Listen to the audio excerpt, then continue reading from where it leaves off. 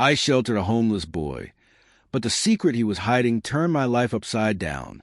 Life's not perfect, but it's decent. I got a wife, a 13-year-old son, and a job that pays the bills, mostly. I work at a service shop. Nothing glamorous. Just fixing up stuff people don't want to toss yet. It's not much, but it keeps food on the table, and that's good enough for me. My wife, Lisa, is the real MVP. She's got this way of making our little place feel like home, no matter how tight things get. My son, Jake, is at that age where he alternates between being my best buddy and acting like I embarrass him just by existing. Teenagers. That night started like any other. A long shift, tired bones, and the same drive home past the back alley where the dumpsters sit. It's not exactly a scenic route, but it shaves a few minutes off my commute, and when you're bone tired, every minute counts. I was thinking about grabbing a burger from the Wendy's down the street, but my wallet reminded me that payday was still 2 days away. Ramen it is. Again, my feet felt like bricks, and all I wanted was to crash on the couch. But then I saw them, 4 or 5 kids, all older, standing way too close to someone. It wasn't a friendly huddle. It had the kind of energy that made you stop and reconsider your life choices. Now, I've lived in this neighborhood long enough to know the difference between a bunch of kids joking around and something that's about to turn ugly. This wasn't a pickup game of basketball. This was the kind of situation where someone walks away with less than they came with. The kid in the middle, smaller, maybe my son's age, looked cornered. His hands were balled up into fists, but not like he was going to fight. More like he was protecting something.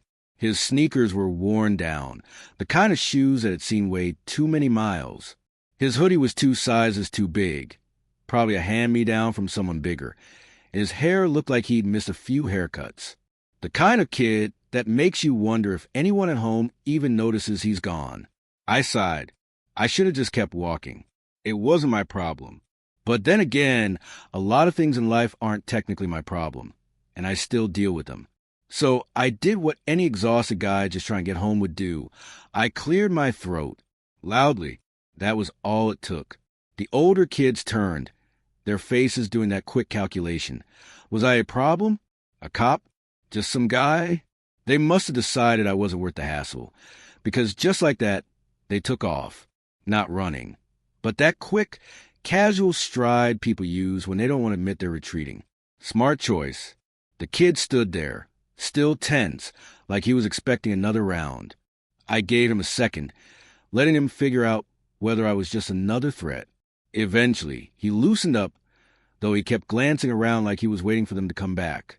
I gestured toward the alley. "You good, kid?" He nodded.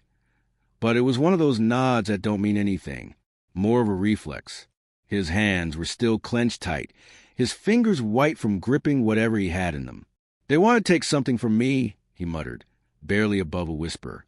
His voice had that rough edge, like a kid who'd had to explain himself too many times and knew no one really cared. I wasn't going to push him, but curiosity got the best of me. "What?" He hesitated, then slowly uncurled his fingers. Nestled in his palm was a small, warm medallion on a thin, frayed chain. "This is all I have left from my parents." And just like that, whatever fatigue I had left from the day was gone. I looked at the kid, really looked at him this time. He had that look, hollow, exhausted, like someone who'd been through more than any kid should. His hoodie was dirty.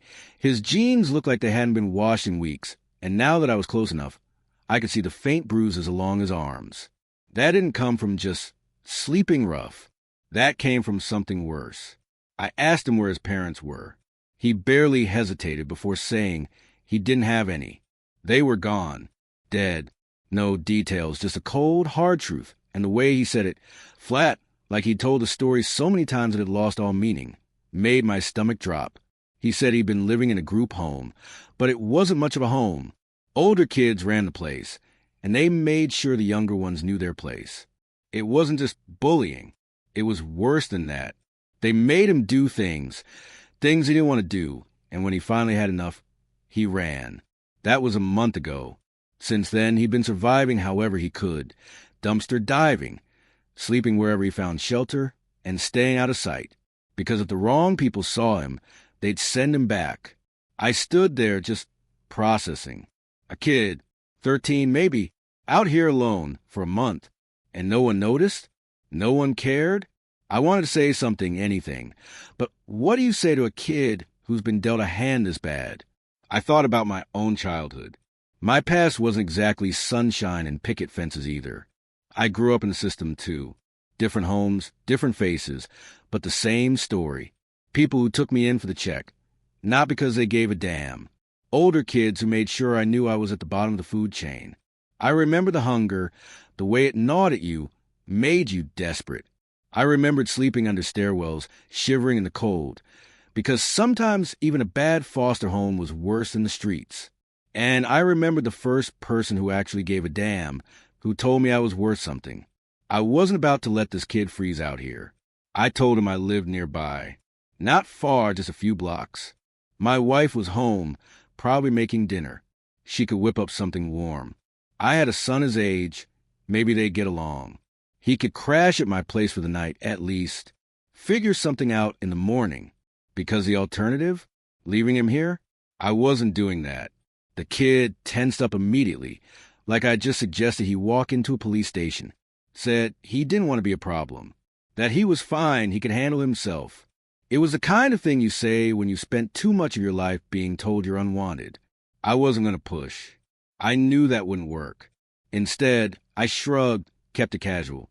Told him he could come, eat a real meal, warm up for a night.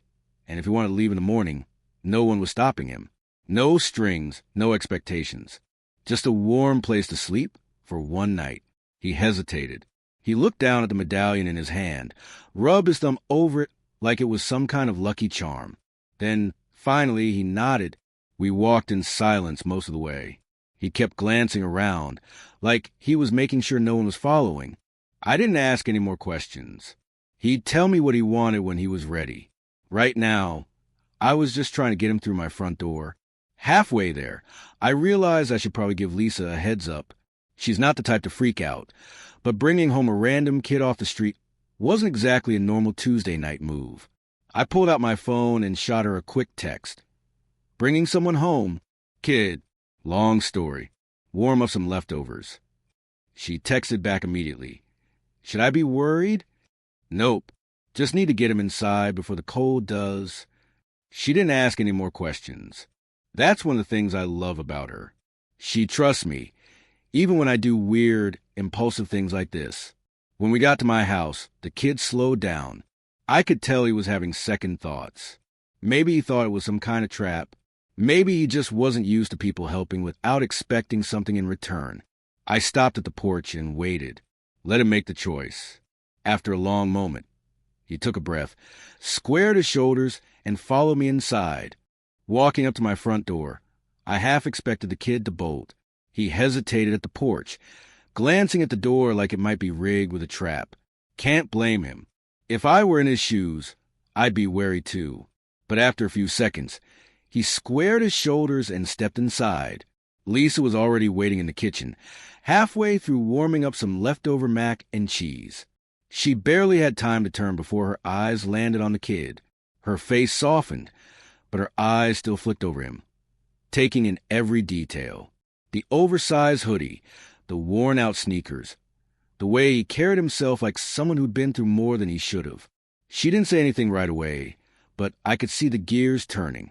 Then, finally, she asked the obvious. Where did I find him, and why did he look like he hadn't eaten a real meal in weeks? I gave her the short version.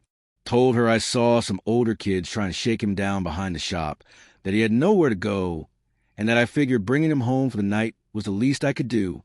I left out the part about him living on the streets for the past month. That conversation could wait. Lisa nodded, barely missing a beat. She's got a good heart. Always has. That's why I knew she wouldn't freak out. Instead, she set down the spatula, walked over, and asked the kid the only thing that mattered at that moment. Was he hungry? The kid, whose name turned out to be Tyler, nodded. But instead of jumping at the offer, he hesitated, like he wasn't sure if saying yes was the right move. Lisa didn't wait for a second answer. She pulled out a plate, started piling on food, and told him to go wash up while she finished getting dinner ready. Tyler looked at me, like he needed confirmation that this was real. I nodded toward the hallway. Bathrooms down the hall. First door on the left. He hesitated, then shuffled off, holding on to that medallion, like it was the only thing keeping him grounded. When I heard the water running, I let out a breath I didn't even realize I was holding.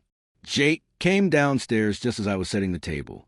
My son, who normally couldn't care less about anything that didn't involve video games or his phone, actually stopped in his tracks when he noticed the extra plate.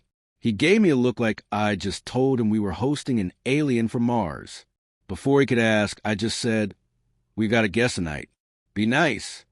Lisa nudged him toward the kitchen to grab extra napkins, and surprisingly, he didn't argue. Maybe he was too curious. Maybe he was just hungry. Either way, I'd take the win.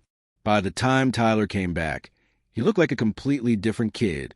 Lisa had given him some of Jake's old clothes, and while they weren't a perfect fit, at least they were clean. His hair was damp, and his face had lost that layer of grime that made him look even younger than he probably was. We all sat down to eat, and for the first few minutes, the only sound was a clinking of forks. Tyler ate like someone who wasn't used to eating in front of people. Fast, careful, like he was waiting for someone to tell him to stop. Lisa, being the saint that she is, casually kept refilling his plate like it was no big deal. Eventually, Jake broke the silence, asking Tyler if he liked video games. That got a small nod, and before I knew it, they were talking about some new game I didn't understand. Lisa shot me a small smile, like she knew exactly what I was thinking. Maybe this wasn't such a crazy idea after all. When dinner was done, Lisa took Jake to clean up, and I turned my attention back to Tyler. He seemed more at ease, but there was still something in his eyes, like he was waiting for the other shoe to drop. I figured it was time to start getting some answers. I leaned back in my chair, kept my voice light. "So, kid, what's your story?" Tyler hesitated, his fingers brushing over the medallion again. And just like that, I knew whatever he was about to say wasn't going to be easy to hear. Tyler sat across from me, his fingers still resting on that medallion, like it was the only thing anchoring him to the world. He hesitated, like he was trying to decide how much to say. I could tell whatever was coming wasn't easy for him. He started talking, slow at first, then like he couldn't stop once the words started spilling out. He used to live in another city, not too far from here. His family was well off, had a big house, the kind of too many rooms in a yard, so big it took forever to mow. His dad owned a company. Some with computers. He wasn't exactly sure what they did, just that it made good money. They had everything they needed, maybe more than that.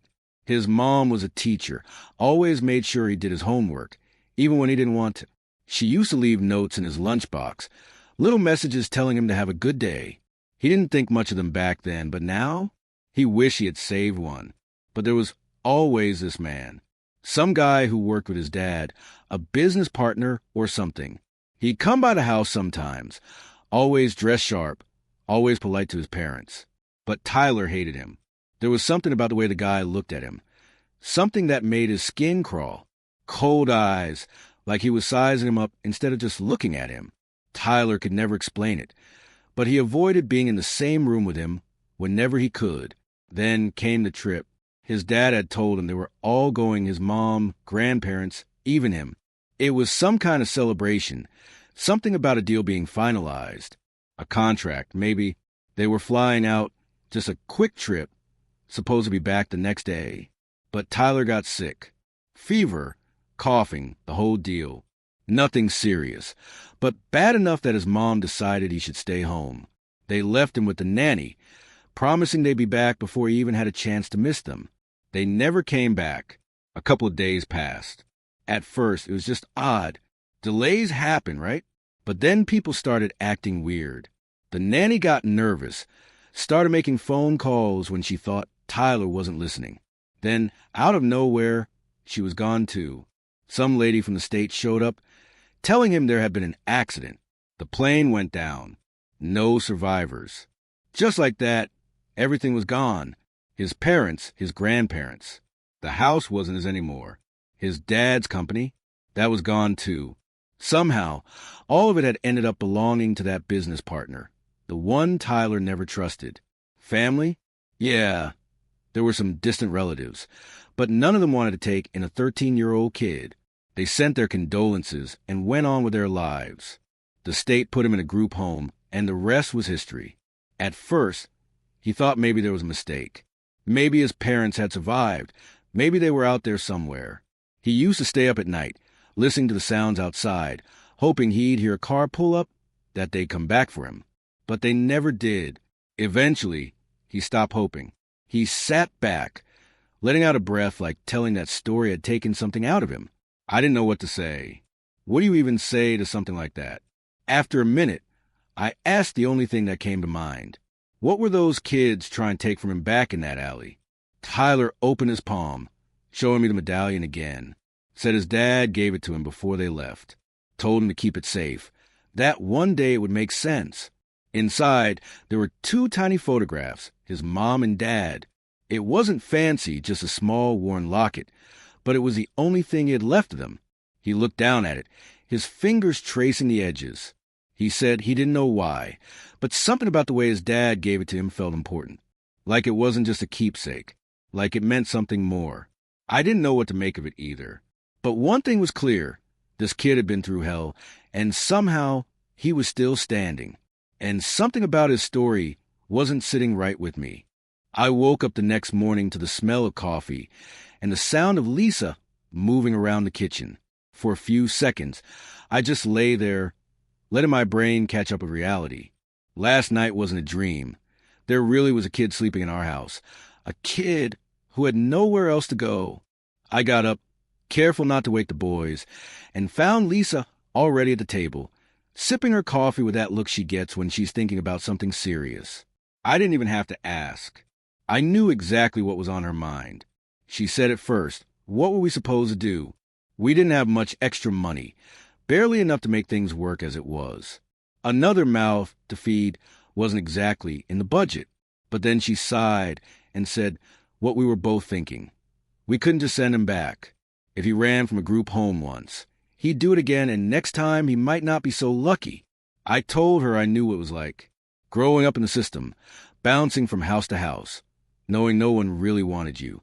It's not just about being poor. It's about feeling like you don't belong anywhere. No kid should go through that. Lisa nodded, already knowing where this conversation was heading. We'd figure it out. For now, Tyler was staying. After breakfast, I left for work, still trying to wrap my head around what the hell we were going to do. It's not like we had a ton of options. Adopting him? That was a whole legal mess we weren't ready for. Keeping him here under the radar? That was risky too. But sending him back? That wasn't happening. The day dragged on. Every time I stopped for a break, I found myself checking my phone, half expecting Lisa to text me that Tyler had taken off. But when I finally clocked out and headed home, I walked into something I hadn't expected. Laughter. Loud, genuine laughter. Jake and Tyler were sprawled out on the living room floor, locked in some intense video game battle. Controllers clicking, both of them trash-talking each other like they'd been best friends since birth. Lisa was watching from the kitchen, arms crossed, a small smile on her face. She gestured toward them. Look at them. You'd think they were brothers. I stood there for a second, just watching. She was right. Tyler had only been here a day, and already, he and Jake were inseparable. Same jokes, same interests, same competitive streak. Lisa sighed, running a hand through her hair. We have to figure something out. I nodded, but my mind was already somewhere else. Tyler's story was nagging at me. Something about it didn't sit right. So after dinner, when the boys went upstairs, I grabbed my laptop and started searching. It didn't take long to find it. A news article from about a year ago. Private plane crash. No survivors. The passengers? A wealthy tech entrepreneur, his wife, his parents. The only family member left behind? A son who had been placed in the foster system. And then I saw the name of the company. It wasn't just any small business. It was a massive, multi-million-dollar software firm. Government contracts, high-level security tech. The kind of company that wasn't just valuable, it was powerful. And here's where it got weird. The company had been transferred almost immediately after crash to the father's business partner. The same guy Tyler had mentioned. The one he had always been afraid of. I sat back, staring at the screen. This wasn't just a tragic accident. This was something else. Something bigger. If I was right, if someone had arranged that crash to take over the company, then Tyler wasn't just some kid with a bad stroke of luck. He was a loose end. And if they ever figured out where he was, they might try to tie up that loose end permanently. I shut my laptop and rubbed a hand down my face. My heart was pounding. Lisa walked over, frowning. "What's wrong?" I exhaled, shaking my head. "This is bigger than we thought." She looked at the screen, reading over my shoulder. Her face paled. "You think someone—" "I don't know. But if I'm right, we can't let anyone know he's here." "Not yet." She nodded, her jaw tightening. "Then we keep him safe." I glanced toward the stairs, where the boys were still laughing, still completely unaware of the storm brewing around them. For now, he was safe with us. Tomorrow, I'd figure out the rest. The next morning, over breakfast, I asked Tyler if he remembered where the group home was. He hesitated at first, like he thought I was planning to send him back.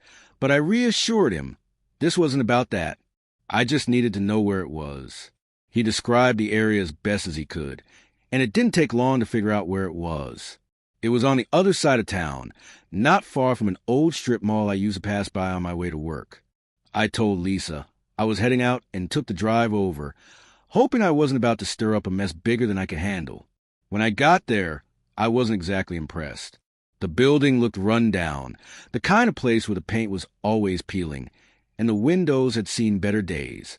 Inside, the office smelled like old coffee and cheap cleaning products, and the receptionist barely looked up from her computer when I walked in. I told her I was looking for information about a boy who had been there. Tyler. Her expression shifted immediately.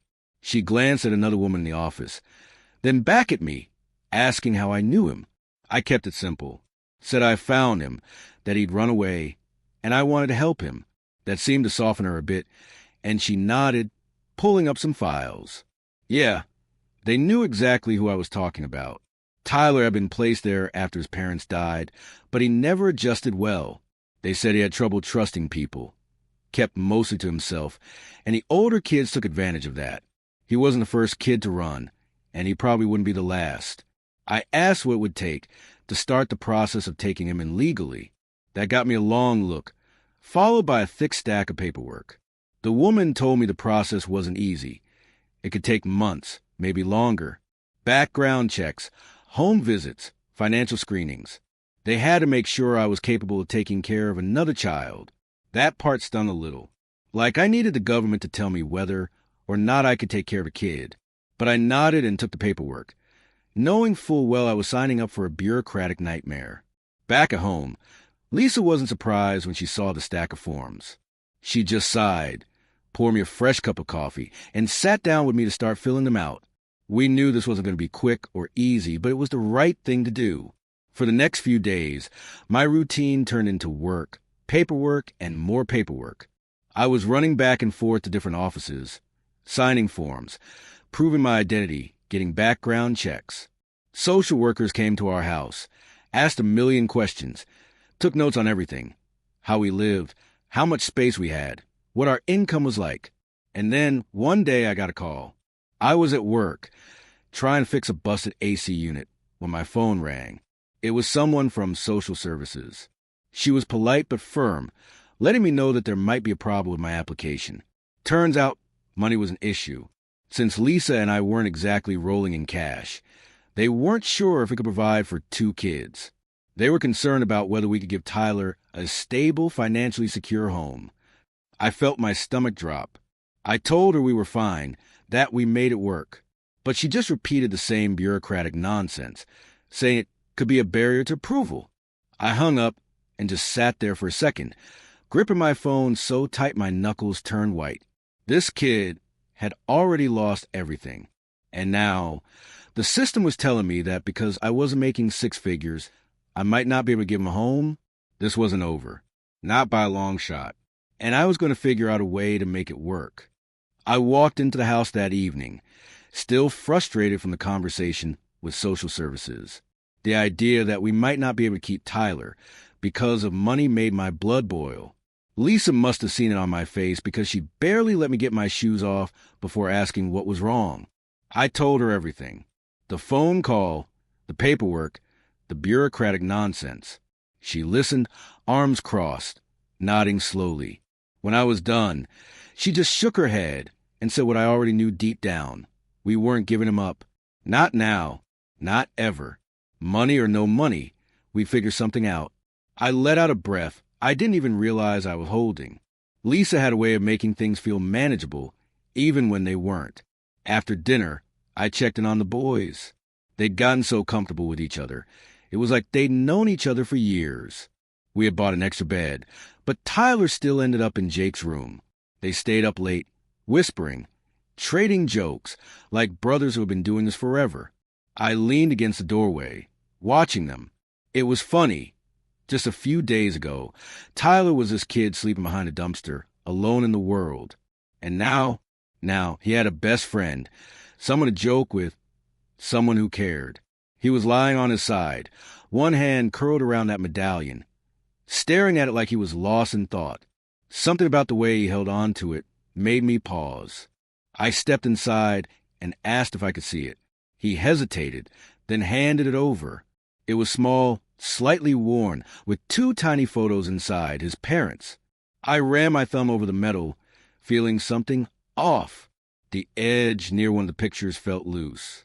I frowned, tilting it under the light. The photo wasn't just sitting there. It was covering something. I gently pressed on the edge, and to my surprise, the backing lifted slightly. There was a hidden compartment. Inside, tucked away so neatly it would have gone unnoticed, was a tiny micro SD card. I stared at it for a long second before looking at Tyler. I asked him if he knew about it. He shook his head, said his dad used to take the medallion sometimes, open it up, then give it back. But he never knew why. My heart pounded. Whatever was on that card, his dad hid it for a reason, and I was going to find out why. I looked back at Tyler, who was watching me carefully, probably trying to figure out if this was a big deal or not. I didn't want to alarm him, so I forced a small smile and handed the medallion back. Told him to get some rest, that we'd talk in the morning. But my mind was already racing. Back in my bedroom, I pulled out my laptop and stared at it for a moment. Should I check what's on the card now? Should I wait? Lisa was brushing her teeth. But I knew the second I told her about this, she'd have the same questions I did. I pulled out the micro SD card and held it between my fingers. It was small, delicate, easy to miss, easy to forget. But something told me this was anything but ordinary. I slid it into the adapter and plugged it into my laptop. For a second, nothing happened. Then a single folder popped up on the screen. No label, no name, just a single folder waiting to be opened. I hesitated, fingers hovering over the trackpad. Whatever was inside, it had been hidden for a reason, and I was about to find out why. I clicked on the folder. Inside, there were a few different files, some spreadsheets, a couple of documents with strange names. But one stood out right away, a simple text file labeled for my son. My stomach tightened. I clicked on it, and the message appeared on the screen.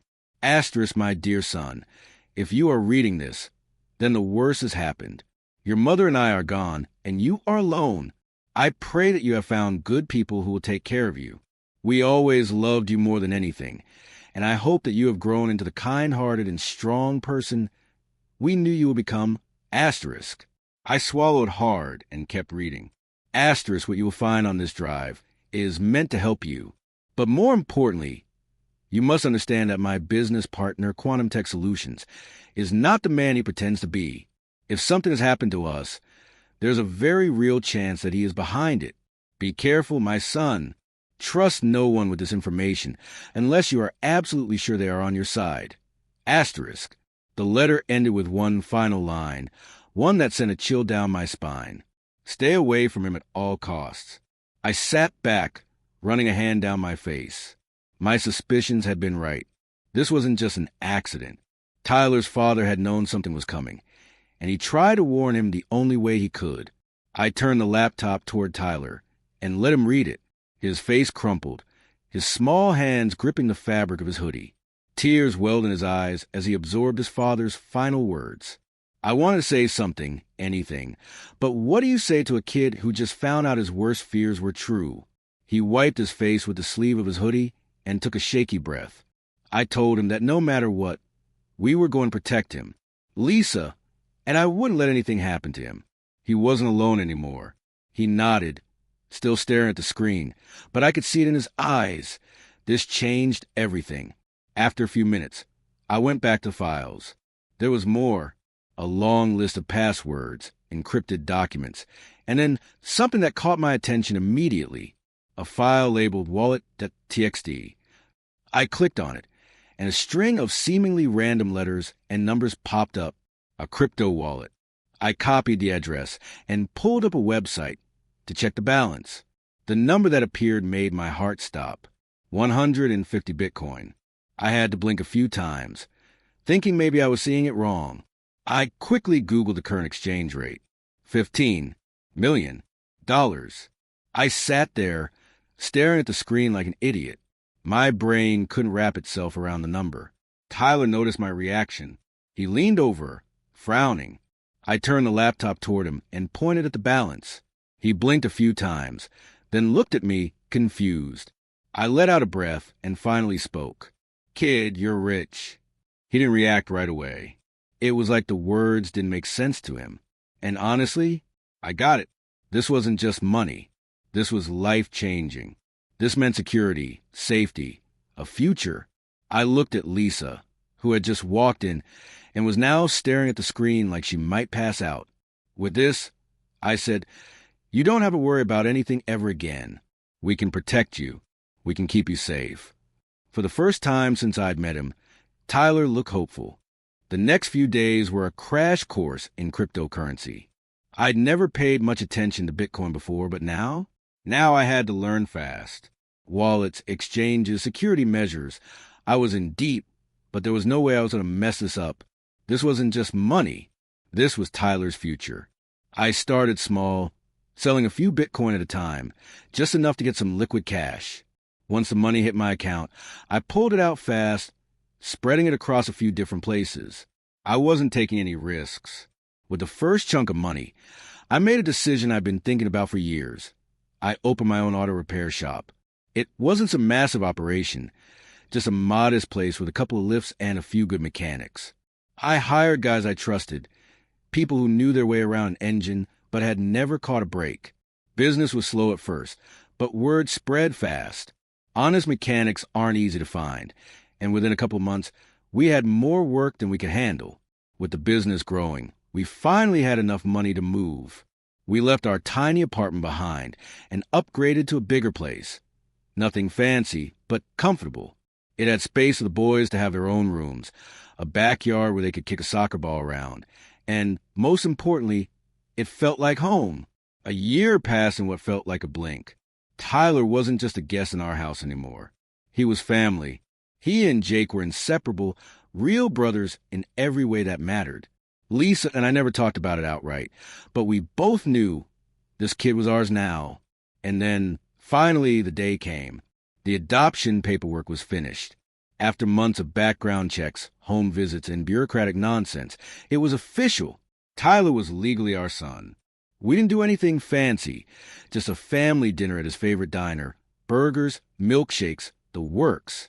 But to us, it was the biggest celebration we'd ever had. Tyler surprised us all when, in the middle of his milkshake, he called Lisa Mom for the first time. It just slipped out like it was the most natural thing in the world. She froze for a second, then pulled him into a hug so tight he almost dropped his drink. I wasn't sure if he'd ever call me Dad. And that was fine. I didn't need the title to know what we were to each other. But a few weeks later, when he was talking to a teacher at school and absent-mindedly referred to me as his father, I nearly lost it right there in the hallway. There was just one more thing to do. For Tyler's safety and for our peace of mind, we had to disappear, at least on paper. I filed for a legal name change, wiping any trace of his old identity. Now, if anyone ever went looking for the lost heir of quantum tech solutions, they'd be searching for a ghost. Then we packed up and left. Sold the business, sold a house, and moved across the country to a place where no one knew our names. We started fresh, opening a new shop, building a new life. The boys enrolled in a good school, made new friends, and for the first time in a long time, we weren't looking over our shoulders. Life settled into a rhythm. Business was booming. The boys were thriving. And for the first time in a long time, I felt like I could breathe. There were still nights when I double-checked the locks, still moments when I scanned the crowd, but day by day, the paranoia faded. Sitting on the back porch one evening, watching the boys wrestle over a football, Lisa turned to me and smiled. She said something I'd been thinking for a long time. "It's a good thing we found him." I nodded. "Yeah, but I think he found us too."